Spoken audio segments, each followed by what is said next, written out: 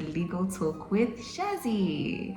Now, as per the title in this video, I'm going to be answering some of the questions that you guys had for me in previous videos. I'll be answering them in this video. Now, I know I already responded to those questions, but like I said in my last video, I know that there are other people that want to know about these things that you guys have asked, because obviously it's a community and we want to share the knowledge here. And in this video, I'm going to be sharing with you guys my first experience of attempting to write board exams. Oh my lord. Whew, yeah, anyway, I wrote court procedure, paper 1, and I wrote Wills and Estates, paper 2. I didn't register for all 4 of the papers. That's your court procedure, your wills and estates, your bookkeeping, and your ethics, because I want to tackle them in stages. So I took 2 this I'll call it a semester, but the first leg of the year I chose 2, and then in August I'm going to register for the other 2, which are bookkeeping and ethics. Now, court procedure was actually fine. I'm not even gonna lie, it was okay. There's a lot of RAF questions in the first part of the exam, and then they ask you drafting questions in criminal procedure later on in the paper. I like to say that I don't think I did too badly, but obviously May 17th is when the results come out, and then we will see. We shall see. Anyway, and then for paper 2, which was estates, I wrote them on the same day. I wrote estates after court procedure, and the theory part of wills and estates was a walkthrough. It was fine. The LND, it's not your friend. And they brought a question that's not usually brought, which is the FIDO commission. And I looked at all my study notes. That question didn't even pop up. But you know what? We move. It's a first attempt, and I think for a first attempt, I think I did pretty well. I did okay. I'm comfortable with my efforts. Obviously, like I said, that'll be determined by the results. So yeah.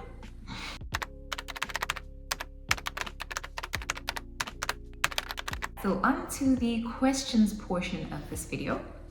I'm going to just put them up on the screen for your guys' benefit. I did respond to them as well, but like I said, I'm going to be answering this for the benefit of everybody else. So at Melissa Sitole 5909 said or asked, can I study an LLB degree outside the country and then come back to South Africa? I responded and said, you would need to meet certain requirements, especially with regards to SAQA. It would need to be equivalent to the LLB here in South Africa. So basically the answer to this question is yes, it's possible to study law outside of South Africa and then come and practice. But obviously you would have to make sure that your qualification is recognized by the South African Qualifications Authority. And you'll also possibly have to undergo any additional other examinations, such as your boards or training, to ensure that your knowledge actually aligns with the South African legal standards in practice. Hi guys, Editing Sharon here. You'd also have to be a citizen of South Africa or hold permanent residency in South Africa. So, yep. So, yeah. The next question asked by Dimple Silape says, my sister is a nurse and she wants to be a lawyer. She wants to study through Unisa, and I want her to start with a paralegal certificate so she can familiarize herself with basic concepts. Is this advisable? 100%, Dimple. It is completely advisable. If anyone in your family wants to study towards an LLB, I would also advise anyone to start with a paralegal course, because obviously that's how you get your feet wet, that's how you learn the basic concepts. So yes, 100%. The next question that I have here is, hi Shaz, please can you take me through your phase of transitioning from a paralegal into an LLB qualification? So yeah, I did explain this in an earlier video, but short and sweet.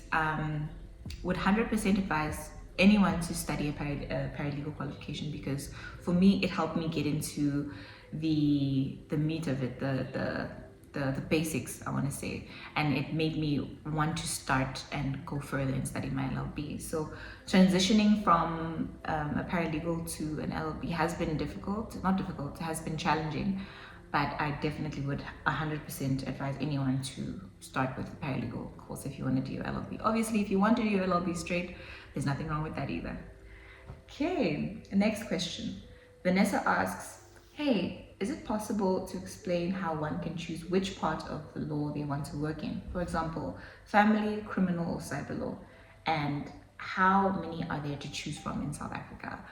So you would have to first start with an LLB, or depending on you, start with your BA law, then transition to an LLB, and then specialize. After you've been admitted as an attorney, you can then decide to specialize into a specific part of law. You can decide to work for a civil law firm. They mainly do your family law, your civil disputes. You can decide to work for a criminal law firm. There you'd be, doing your criminal law and everything else. But if you want to specialize in the, for example, conveyancing, you'd have to take an exam for. And being a notary public, you have to take an exam for and be admitted as that. The next question that I have is, it's not more so a question, it's a statement. A detailed video of why you opted for the attorney route would slap. Also, a detailed description of how advocates are briefed by attorneys. Otherwise, this was very informative. So why I decided to become an attorney, I wanted to do that because I want to see my name on it. I'm just kidding. I'm just kidding. I think becoming an attorney is more rewarding for me, as opposed to being an advocate, because I have a very strong administrative background, and attorneys generally do the whole admin before it goes to the advocates who just do the drafting and the representation in court. The way that advocates are briefed from it by attorneys is, I'll just run it through practically. You would create a file of the copies that you'd need to give to the advocate, draft a letter briefing the advocate of that, the file that you've given them, depending on what matter it is, and then you send it off. That's basically it. You consult with the advocate to gain more information, and then that's that. A detailed video will come soon. The next question that is asked by Taylor says, hi Shazi, I studied BCom law. I would like to study further for the LLB. Any advice would be really helpful in the law field, as well as which 3 law fields, according to you, are saturated. Taylor, you can definitely go after your BCom law degree and study your LLB degree. If I'm not mistaken, you would have to do 3 years of the LLB degree. You wouldn't be required to do the full 4 years. I don't like to have that thought of fields are saturated. I think once you've got your foot in the door, in terms of if you're working for any law firm, keep that foot stuck in that door and just carry through. Just give your best, because if you start off with the mindset of, oh, it's too saturated, oh, I won't get a job, obviously it's painful, because there's a lot of people that don't have jobs. But just try and get any experience that you possibly can. And yeah, I think that's the advice I would give there in terms of saturation, because I think the law field in general is a saturated field as well. But yeah. Okay. The next question that I have is from Dineo. She says, hi Shazi, can an LLB student do paralegal work without a specific qualification for paralegal? So I answered in the video and I said, hi Dineo, yes, absolutely you can. You don't need to specifically be a paralegal to do paralegal work, especially if you're already studying towards your LLB. So generally a paralegal will do the administrative task, the drafting. So essentially any drafting that would have to be done would be done by a paralegal, and any administrative work would also be done by a paralegal. So yeah, you can definitely do that. Then I have quite a long one here from Miss Vanessa. So I'm going to read it. Here it reads, we can't find it now. Hi, Sharon. I'm in my final year of paralegal studies and it's amazing, but it's hard to find a job. Internship, vacation work is heartbreaking. I don't know what to do anymore. Your videos encourage me and I am very excited about doing my LLB in the future. Can you advise us about doing an LLB at Unisa? So I did respond to this video to Vanessa, and I'm going to read my response. I said, firstly, I want to say don't give up on your search for work. You will get something very soon. I know it feels heartbreaking not to find anything now, but nothing beats persevering in faith. Keep applying and don't give up. Regarding doing my LLB at Unisa, it was a good decision because I worked at the time and I had to put myself through school. So it worked out well. If that's where you want to study, it would be great for when you find a job, but distance learning requires discipline. And I still maintain that to this day because it requires a lot of discipline. If you're going to study through Unisa, it requires a lot of discipline. You have to make sure that you keep a schedule, you keep up to date with any of the studies that you have. I would definitely advise to study your LLB at Unisa if you are working and if you are putting yourself through school like I did. But yeah, discipline.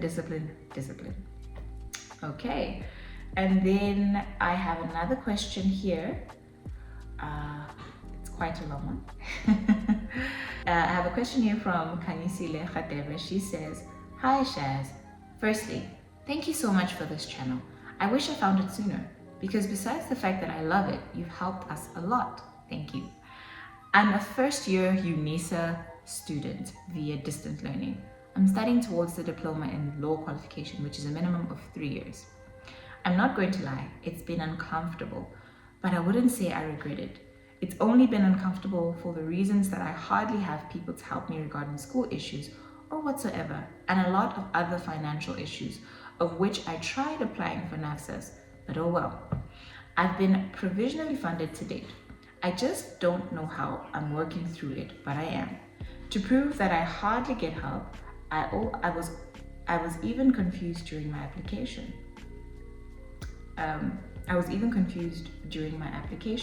I don't know which modules to choose, and I didn't know why I was limited to 4 modules. However, I got to understand everything, but I feel I still need to understand a lot more. I don't know how exactly my way forward would look. My questions to you are, when do you think it is the perfect time that I can do practical work experience, more like training, like how you did in college? And which law firm would you recommend in that case? That's if I may ask. I'm also looking to advance my LLB after my diploma so that I can become an attorney. So what advice would you give me? I'd appreciate any sort of advice, in fact. That's all. I hope I'm not asking too much, by the way, and thank you in advance for the video. Sending you my love.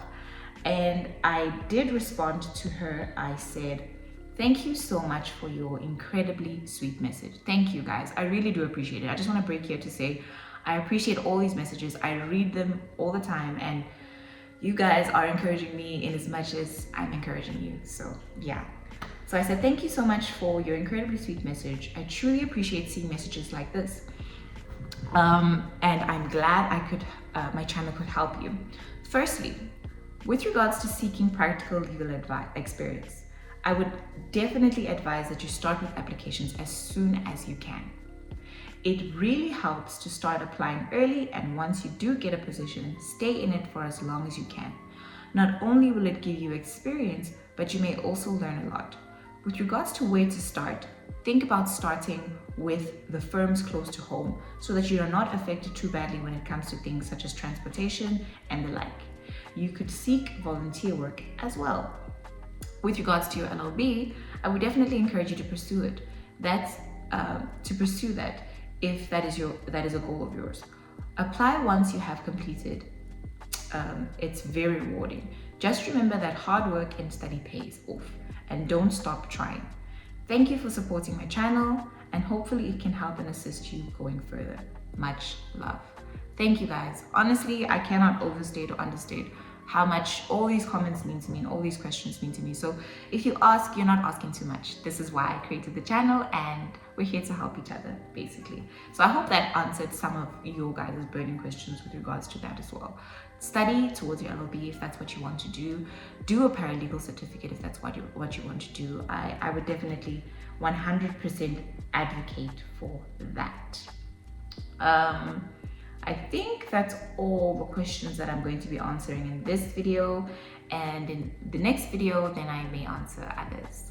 But please, if you have any questions, if you have any comments about the videos, please leave them down below. I would really appreciate it, and I love seeing all the engagement on my channel, so please keep it coming, guys. Once again, much love. Legal Talk with Jazzy. Bye.